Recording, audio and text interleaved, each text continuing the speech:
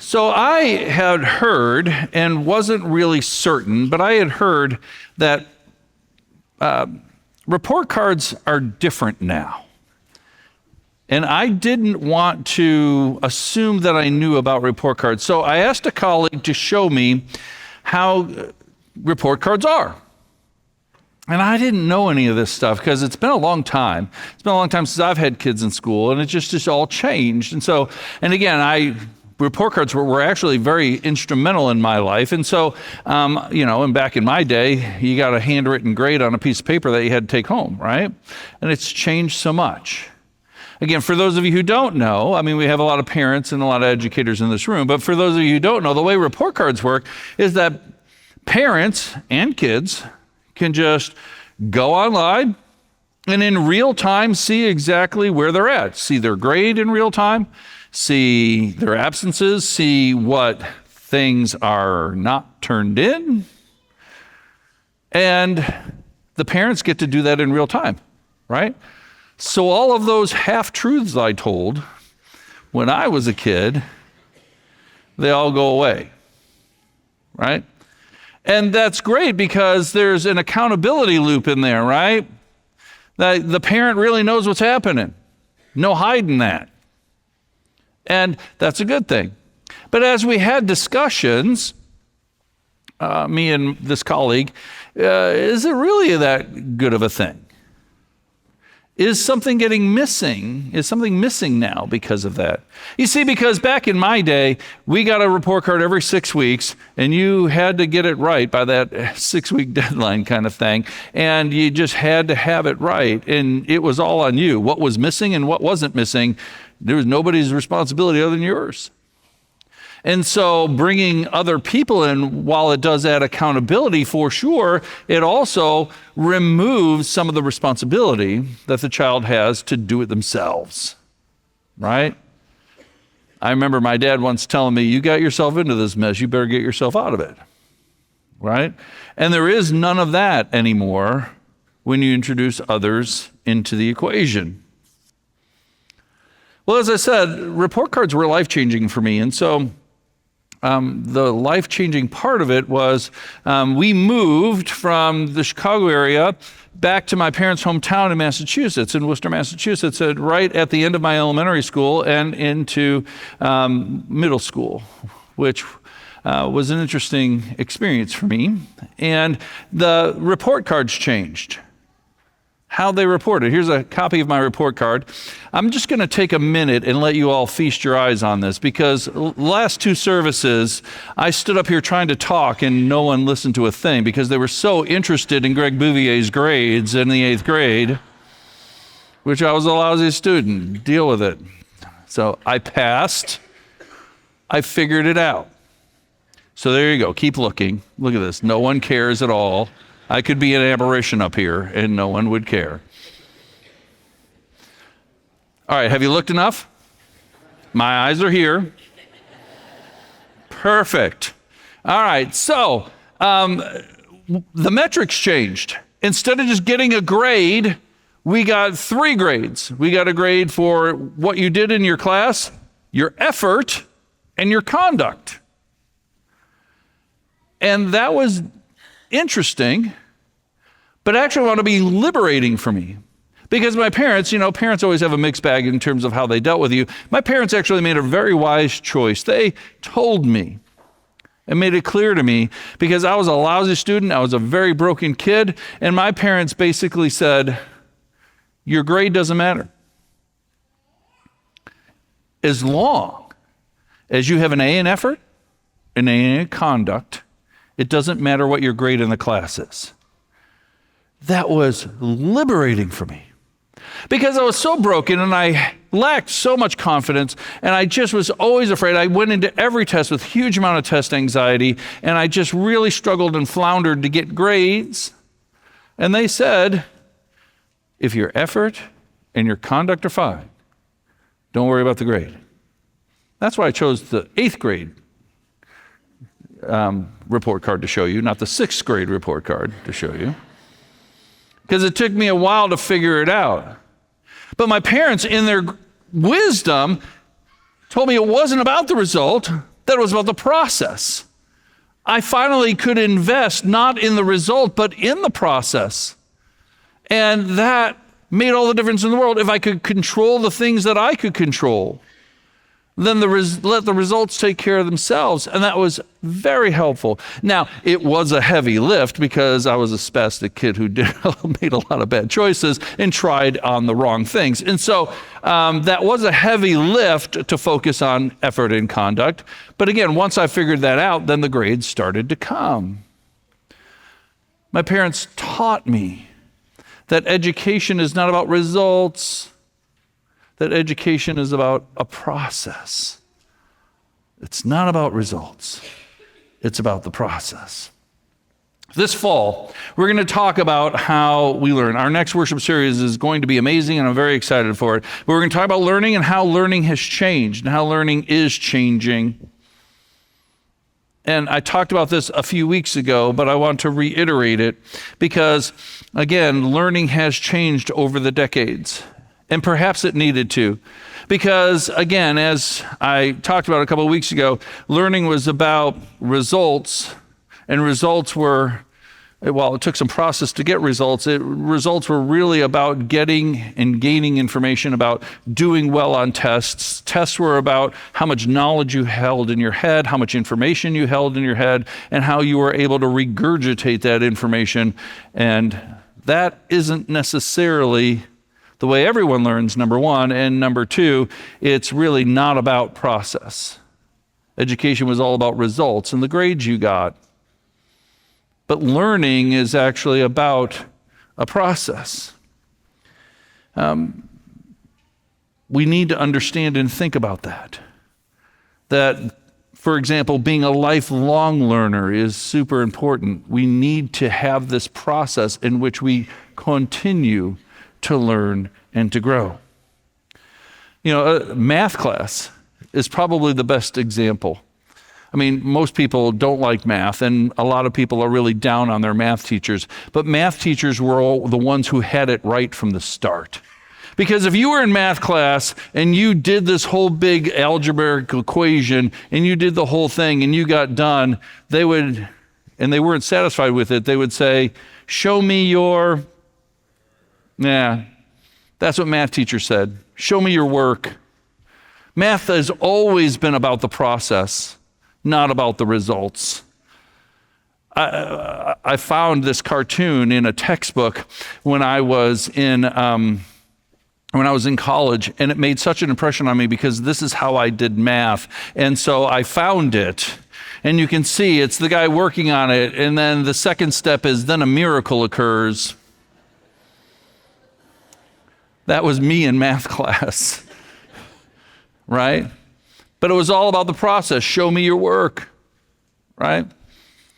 And on this Rally Sunday, in which we're talking about our kids and their faith, when we're talking about ourselves, our growth and our faith, I will remind you that it is all about process. Faith is not about end results. It's not knowing right things. It's not even about doing right things. It's about this process in which we continue to have a relationship with God and God's people that changes our lives and grows us in our hearts. The new problem that we have with education is, again, the introduction of AI, artificial intelligence, and it is a mixed bag for sure. Artificial intelligence is being incorporated into classrooms. New research shows that there's kind of a divide between those who don't want it at all and try to guard against it, and educators who want to incorporate it and use it. The educators who try to incorporate it and use it, a good thing is that they are saved hours and hours of prep time. And again, whatever we can do to help our teachers not be burned out, so much the better.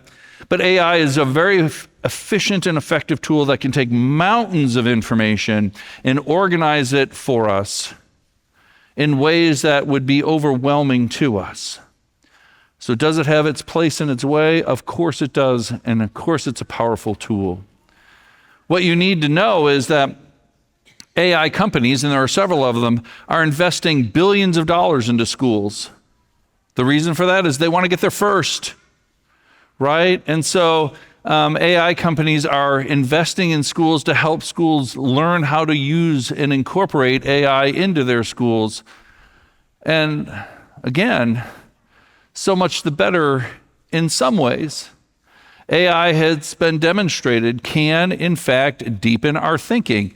There was an article in July 25th, in the magazine called The Economist, in which it says and reports how AI can make us think better. And there is truth to that. However, there are lots of downsides with AI.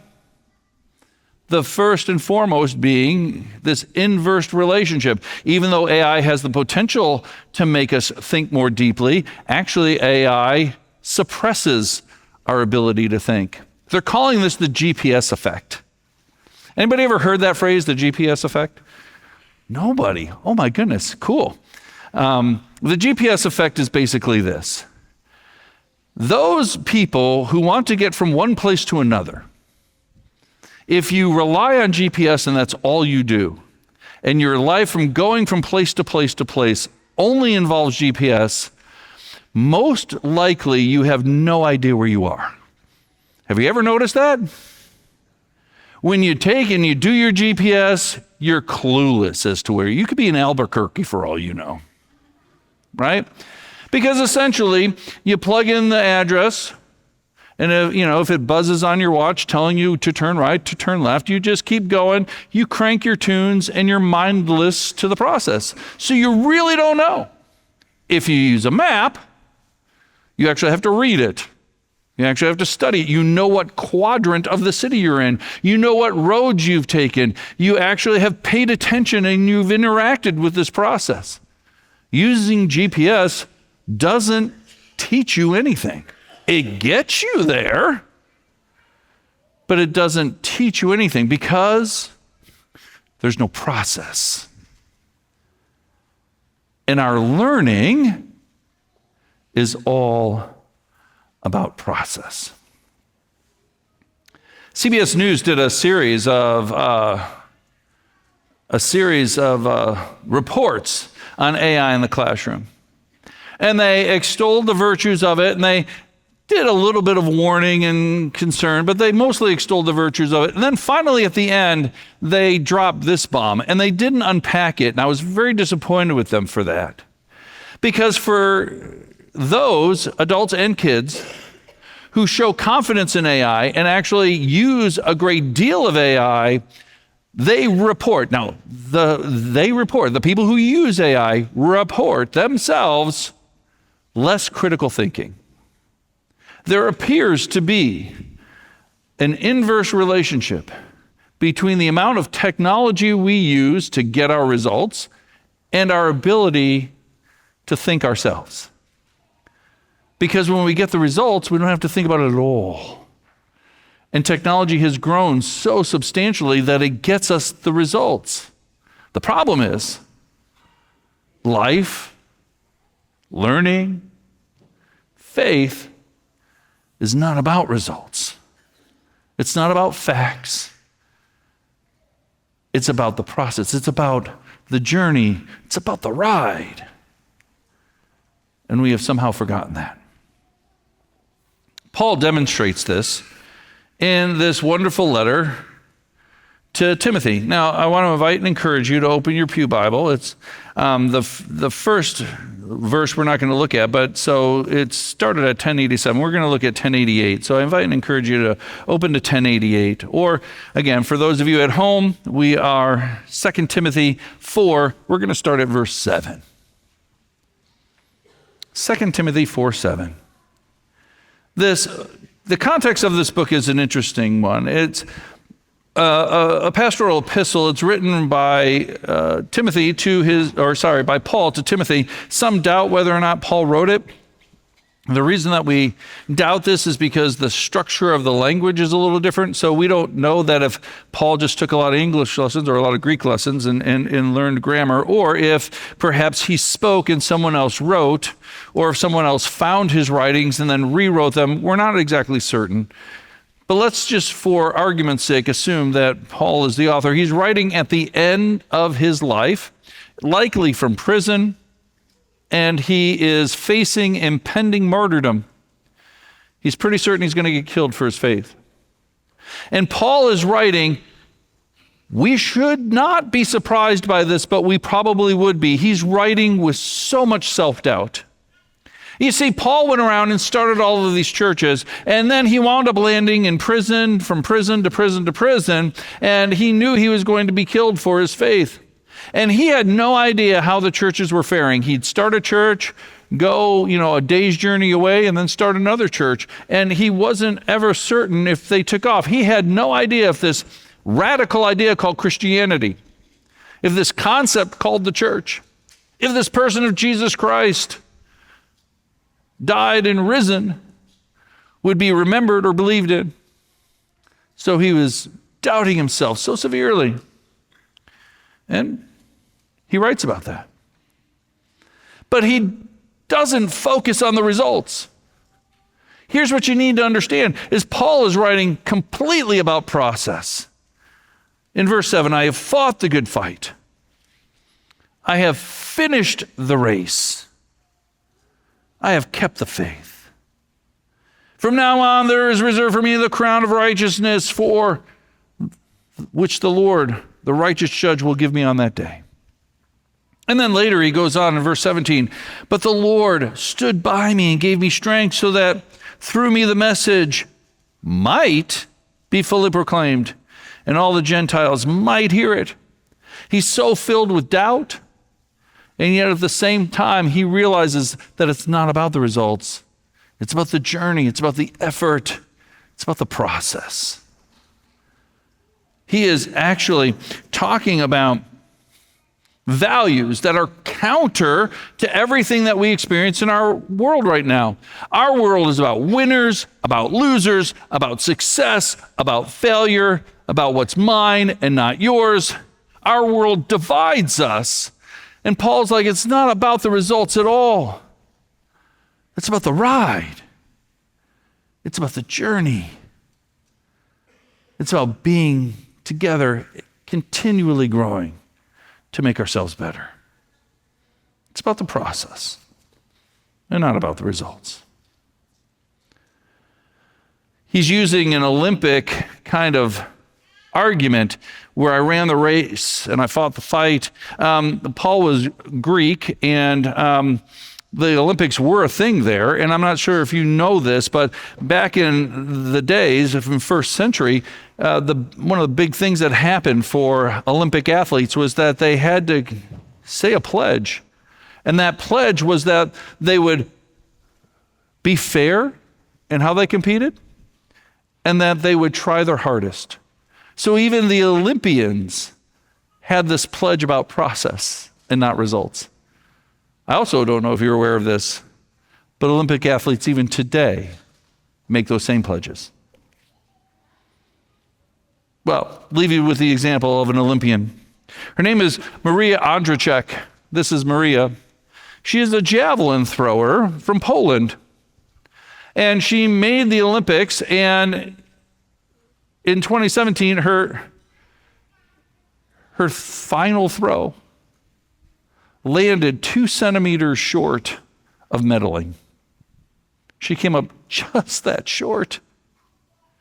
And then in the subsequent years training again, well, she wound up being diagnosed with bone cancer, a very treatable kind, and she took her treatments and did well, but she survived. And then she went to the 2020 Olympics, and she was able to win the silver medal in the javelin. She just overcame so much. When she got back to Poland, 2 weeks later, only 2 weeks later, she put her silver medal, that medal you see in her hand, she put it up for auction. And everybody was like, why? Well, she had heard a story of a child, a young child in Poland that she had never even met, who was on hospice because this family could not afford the $125,000 it would take to have their child get to America to have the surgery. And so she put her silver medal up for auction to cover that cost. Wound up being sold. But it was purchased by a convenience store company, and they gave her the money and let her keep the medal, and then she forwarded the money on so that child's life would be saved. But so focused on the journey and not the results, she didn't care about the medal. And when she talked about the medal on social media afterwards, this is how she described it. And she was talking to us all. In 2020, she wrote that her medal was simply a symbol of the struggle, faith, and the pursuit of dreams, despite many adversities. And she added, I hope that for you, it will be a symbol of the life that we fought for together. My friends, life can be drudgery, it can be hard, it can be a fight. And we can so want to focus on the results and getting the results we want, but it's not about the results. Your children's education, your education and growth in the faith, our growth as the church, it's not about the results. It's about the ride. It's about the process. On this Rally Day, may we continue to celebrate and grow and have a healthy process together. Amen.